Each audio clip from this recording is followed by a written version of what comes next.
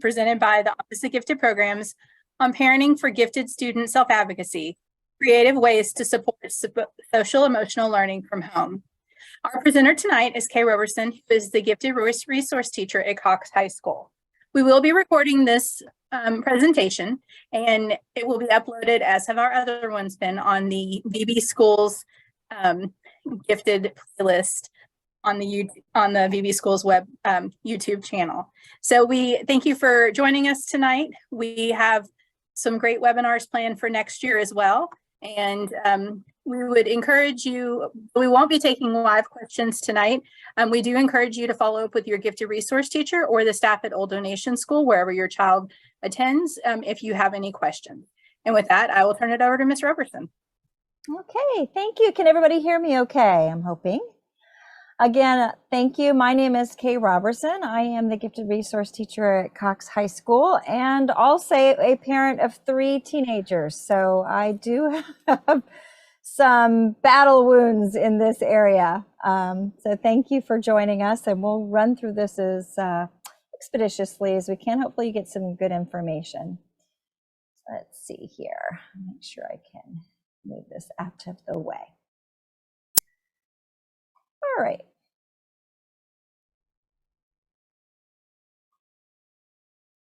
So today we're going to work on hitting some targets here. First of all, we want you to feel like you can define what self-advocacy is and how it supports the social emotional learning needs of gifted students and their attainment of gifted benchmarks.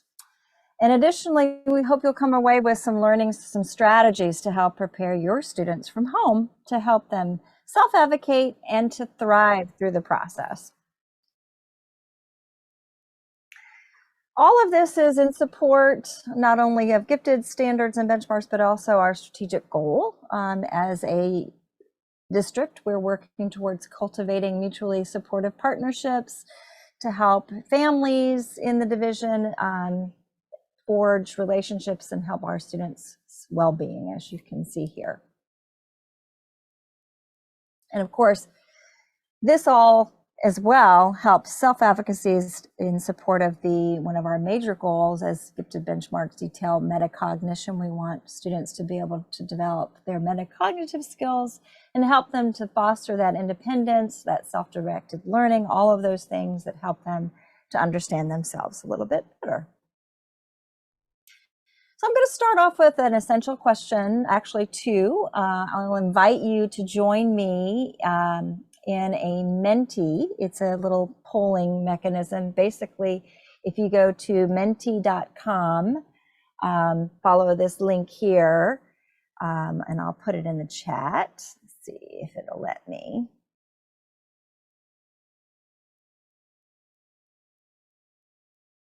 I might have to end my presentation for just a second. If you're able to, you can use the QR code.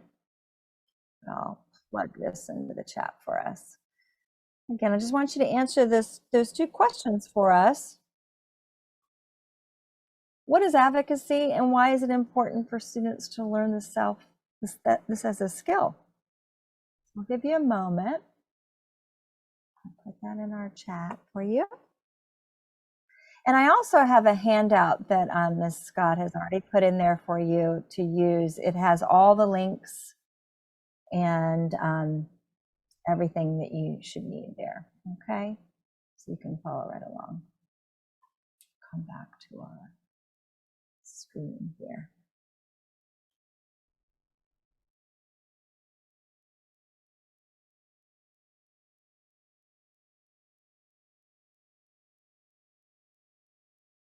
So as you're filtering in, hopefully folks, yeah.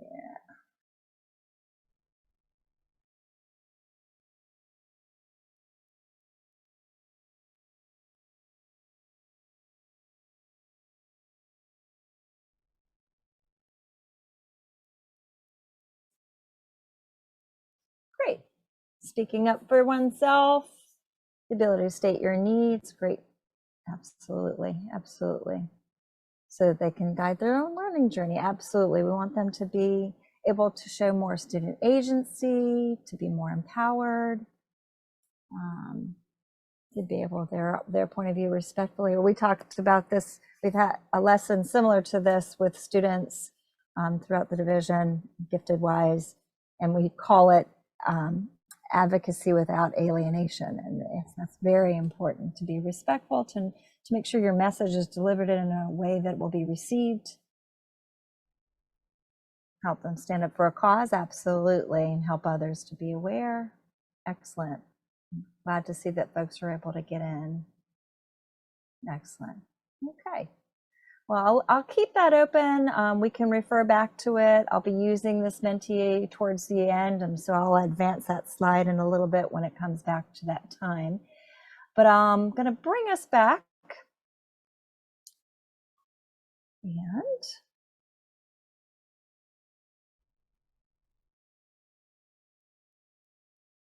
we'll head on over. So yeah, you answered exactly as I'd hoped. Advocacy is about speaking up for oneself, and it is very important in the learning journey to help students become more partners in the learning process, and especially important for gifted learners. Well, there are actually 4 essential steps to attaining self-advocacy that we're going to go over today and explore. First is for students to know their rights. Second is for them to identify their strengths. Third is to have them become aware and know what those resources and options are available to them. And then also for them to know who their partners are, who those adult advocates are in their lives. So we'll go through those together. Some of you may or may not be aware of the National Association of Gifted has created a Student Bill of Rights, which actually details what we hoped that every gifted student will attain. It is their right. So I'm going to show these up here on the screen for you.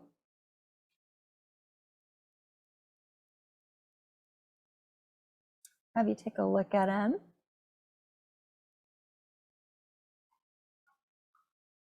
You know, obviously they're here. I can read them to you, but I'll give you a minute to, I'm hoping everybody can see that.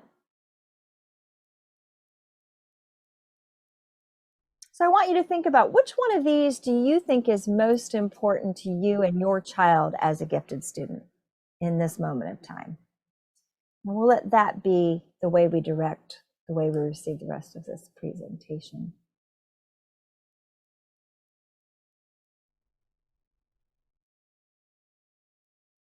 All right.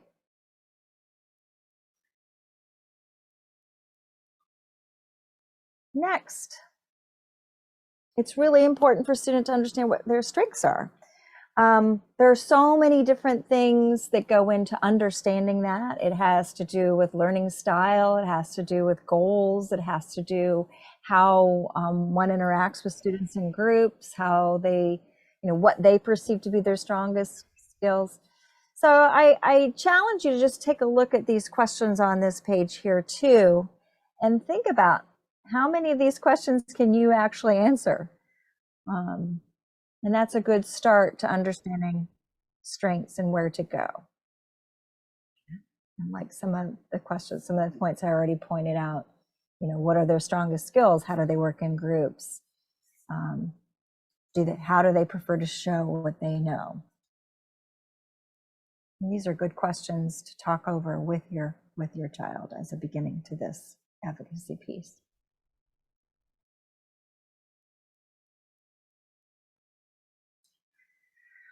The third step we talked about is knowing your resources and your advocates. And the National Association of Gifted is very much about developing that social emotional piece, developing self-understanding and having an awareness.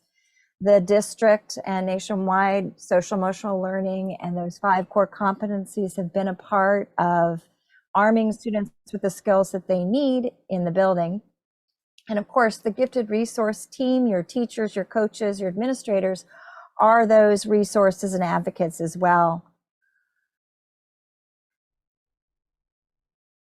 And you can see how well the gifted standards at the national level of learning that attend to metacognitive skills, as well as those social emotional competencies, really do intertwine very well. They support each other. You can see that self-understanding and the self-awareness piece, the self-management, the awareness of needs, that cognitive, social, psychosocial, and effective growth, working with the social awareness and relationships. All those things work really closely together, and they are those resources that we talk about, and this team that we have together in every building, the gifted resource teacher, along with cluster teams and so forth, are part of that.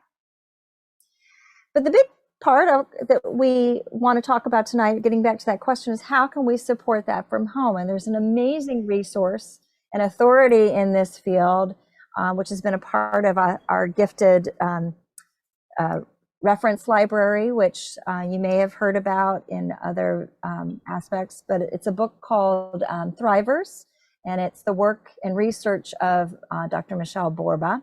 And she talks about 7 character strengths that are actual skills that can be developed and learned.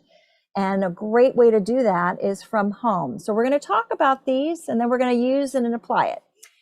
She talks about these 7 areas: self-confidence, knowing those strengths and accepting weaknesses; that empathy piece, recognizing empathy or recognizing emotions and developing a healthy relationship with others, developing a vocabulary around that; self-control, being able to manage one's emotions and behavior and to cope with challenges; the integrity piece, that ability to have a strong moral compass and an ethical code within oneself and within one's community; to have a healthy sense of curiosity, a open sense of discovery and creativity; perseverance, being able to realize and triumph over failures, recover from failures, and to embrace them, and not to see them as a door stop, but rather a doorway.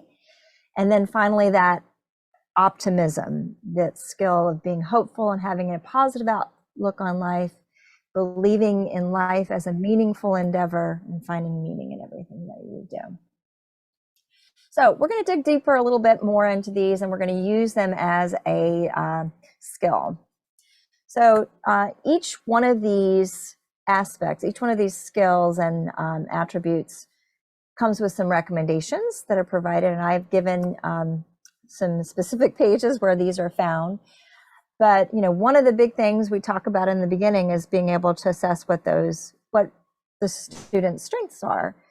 There's some wonderful surveys out there, and I have them available to you in the agenda as resources at the end. But coming straight from this book, we have a core asset survey that you can use, but you can also go into personality assessments. You can learn about, there's an interestalizer that's put together by Renzulli. But I highly, she encourages us as parents to provide and encourage our children to have explore as many hobbies as they can, a variety, until they find something that really fits. And that we as parents really should kind of avoid rushing to do things for our kids, our students. And in that way, it helps students to learn to face obstacles and to learn to bounce back on their own. That they acquire that confidence from trying things and learning without parents rushing in to do for them. Empathy, that ability to think in terms of we and not just me, is real important. And she encourages us, to develop this skill, we need to increase our human connection and encourage our kids to kind of divert their attention away from too much technology use. There's some research from Jean Wing, who talks about, according to age group, that as far as an extracurricular endeavor, that technology use should be no more than 2.5 hours for our older kids and 30 minutes for our younger kids. And there's some really interesting research about that. Additionally, helping your child to develop a rich vocabulary about their emotions, not just focusing on those major ones: sad, mad and happy, but maybe are learning how to label emotions and encouraging them to place themselves in others' shoes. You can even role play a little bit to help them develop that skill.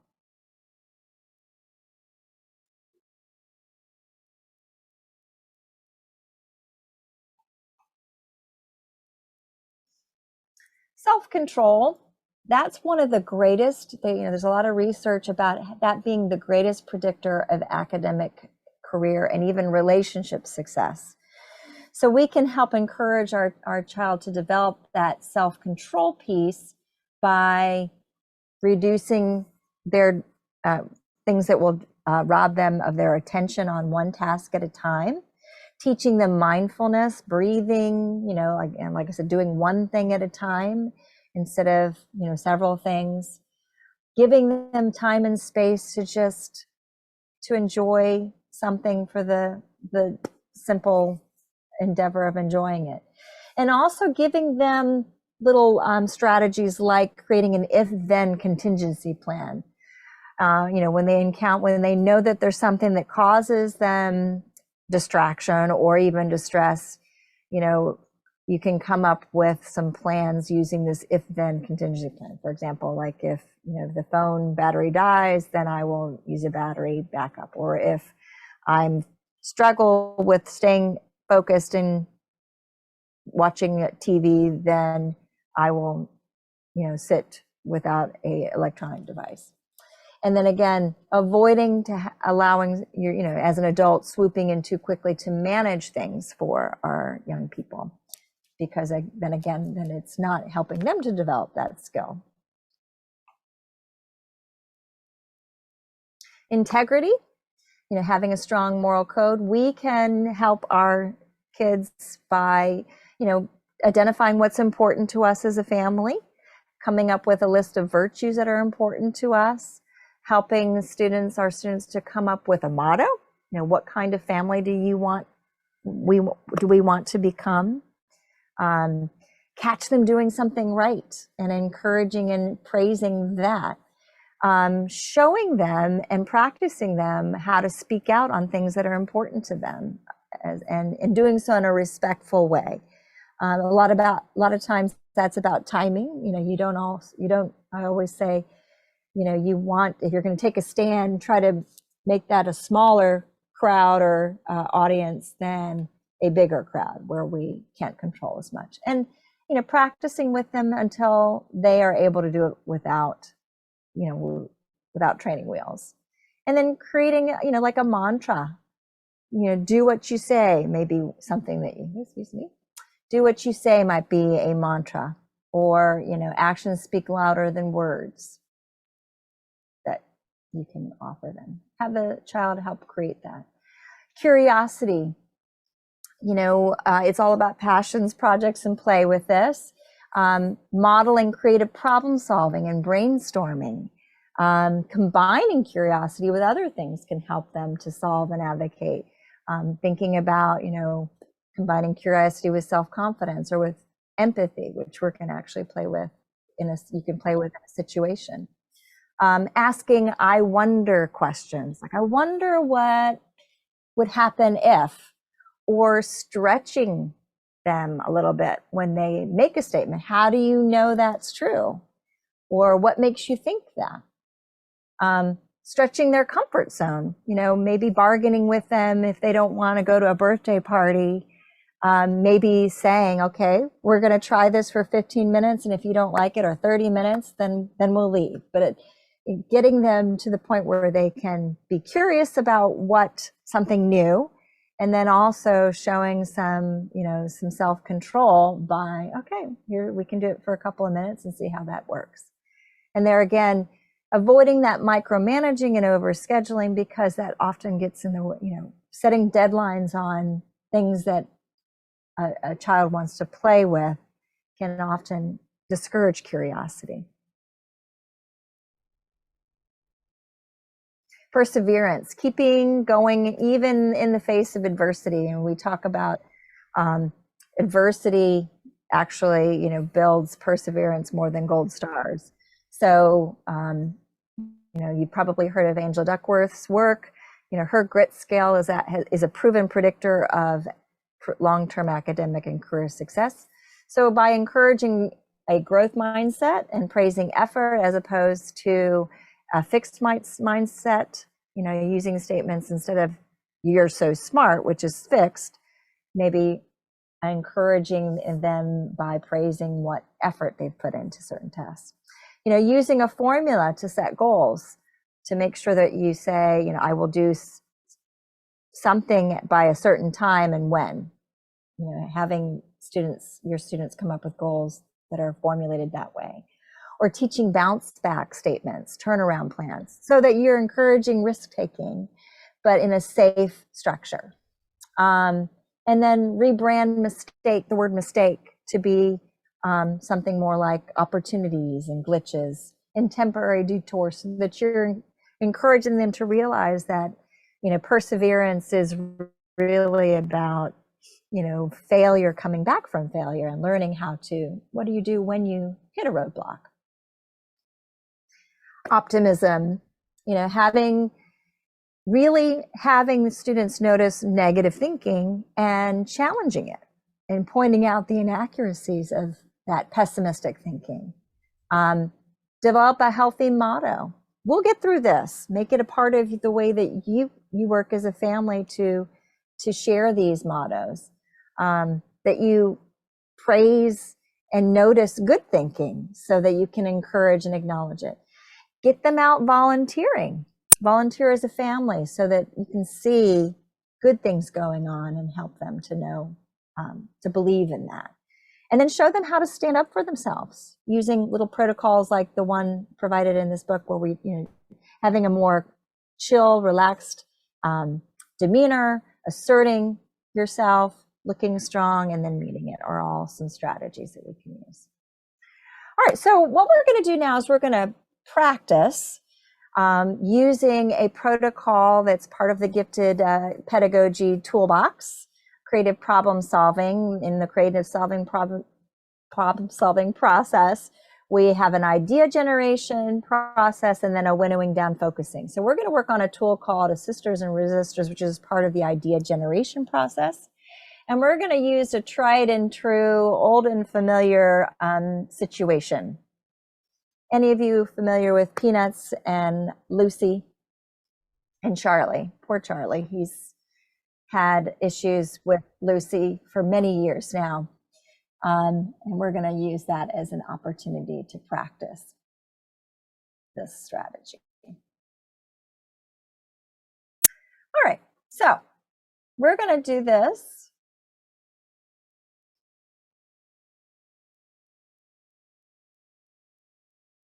using each one of the skills. So I'm going to go back, starting from square one here.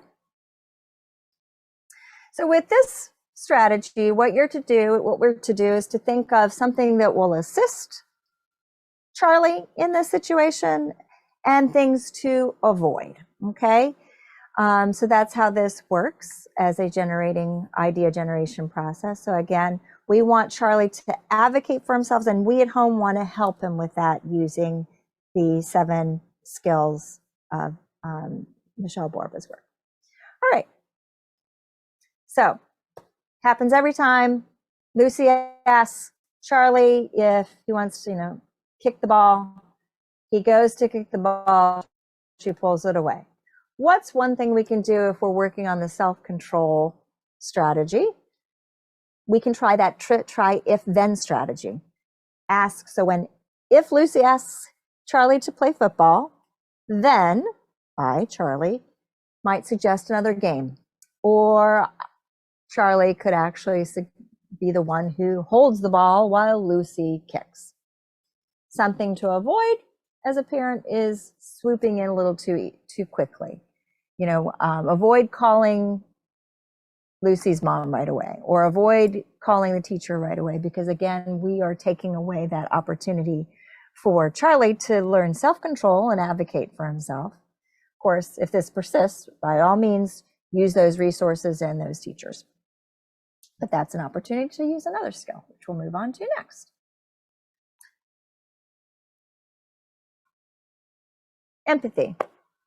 So this is a superpower in this situation. You know, first off, it's always good to exercise that ability to identify emotions and validate them in Charlie.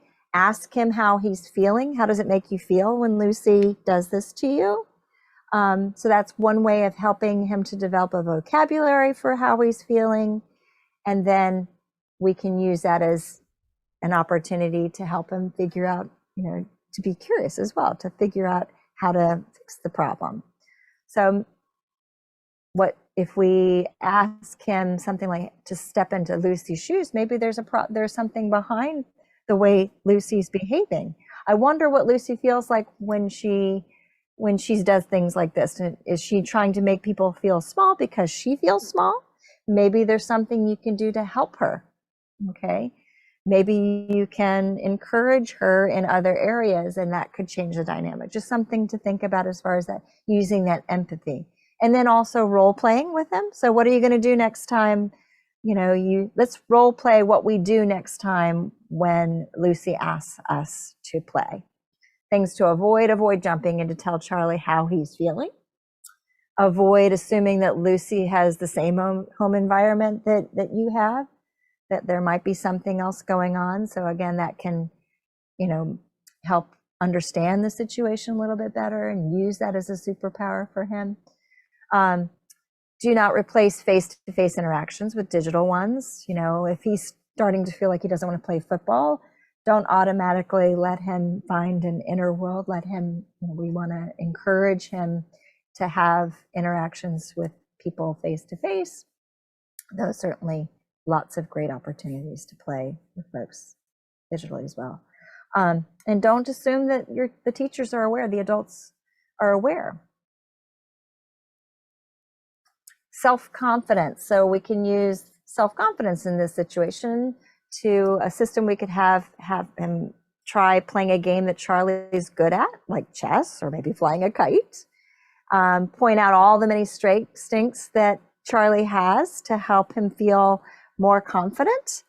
Avoid doing it for Charlie. Let him try it first to confront the situation with Lucy. And if that doesn't work, have him try, you know, talking to a teacher or trying to an adult or coach.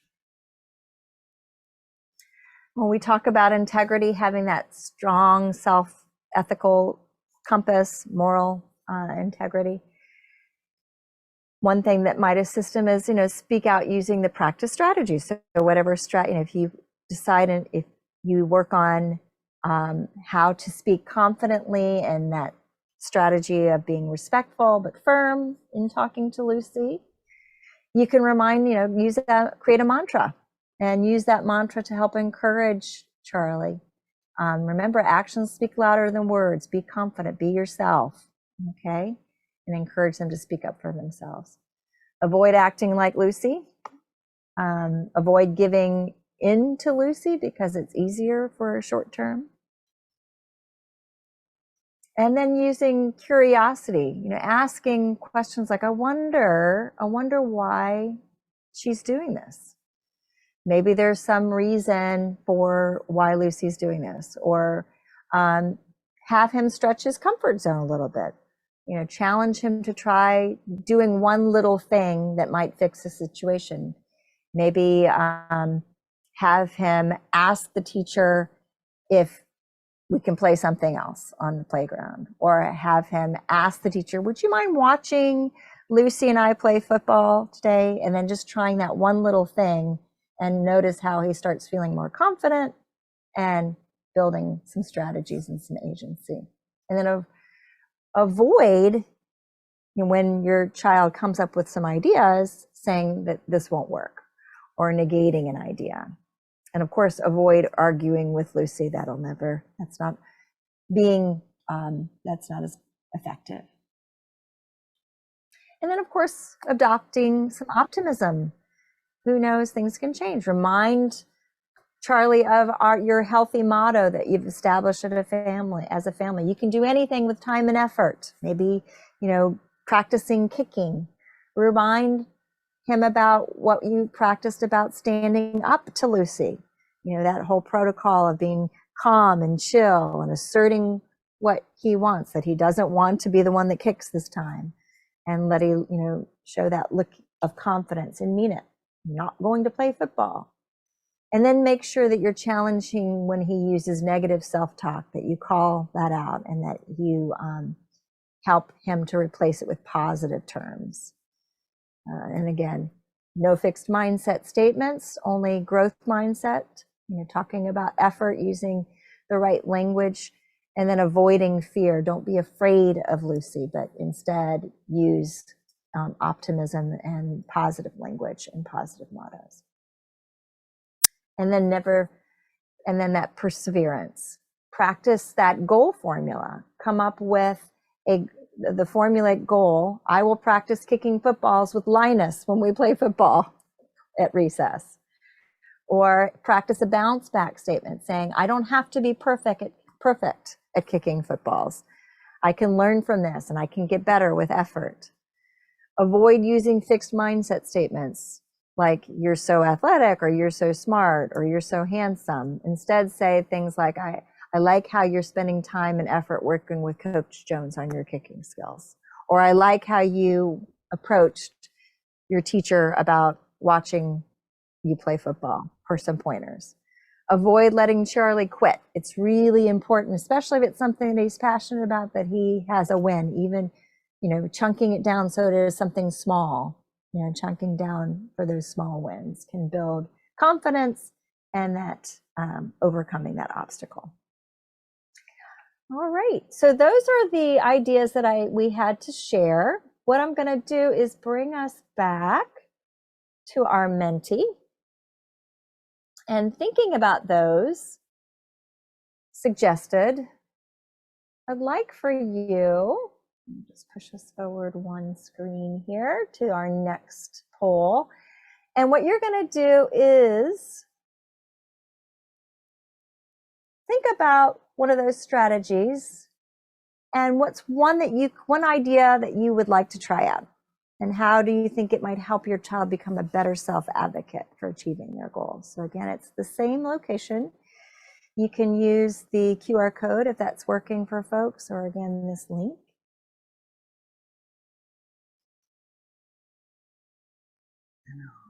And I'll head on over there.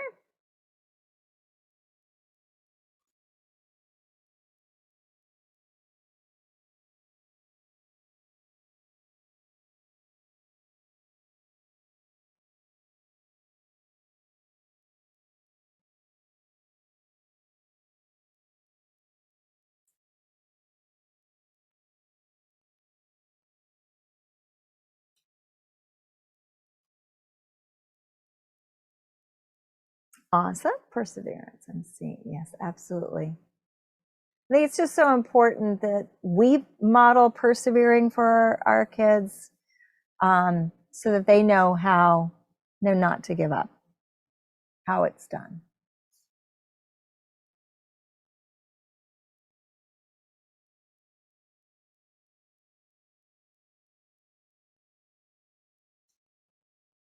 Confidence, absolutely. And I think I know there were some questions that were shared in the beginning. I know one parent was sharing how their child does get frustrated. And I think that's one of the things that they talk about with this developing each of these skills. They actually work really well together. But it's so important that we let them struggle a little bit, that we not rush in to help them too quickly, that they get patient with, sitting with the problem for a little while, and that we help them brainstorm and generate ideas. But, that's, the adults are there after they've tried, And I think it is just so much easier for us because we've been there, right? But then they never develop those skills.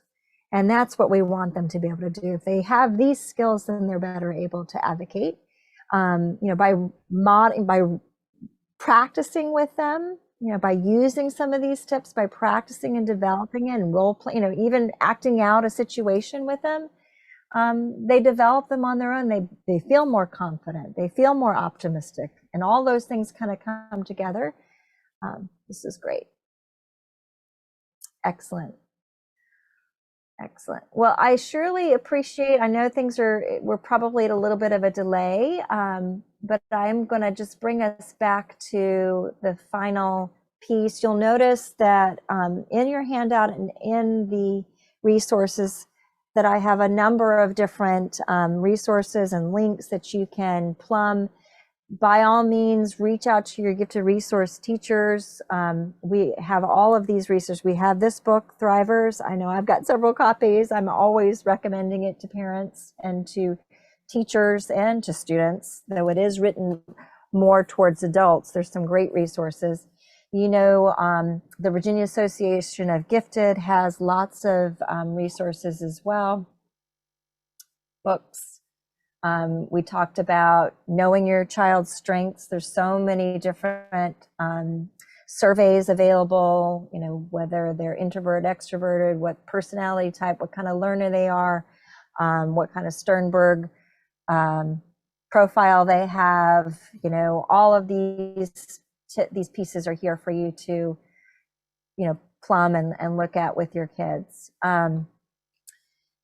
Just a couple other questions I want to make sure I address. I know one parent was asking about what they could do with their student this summer.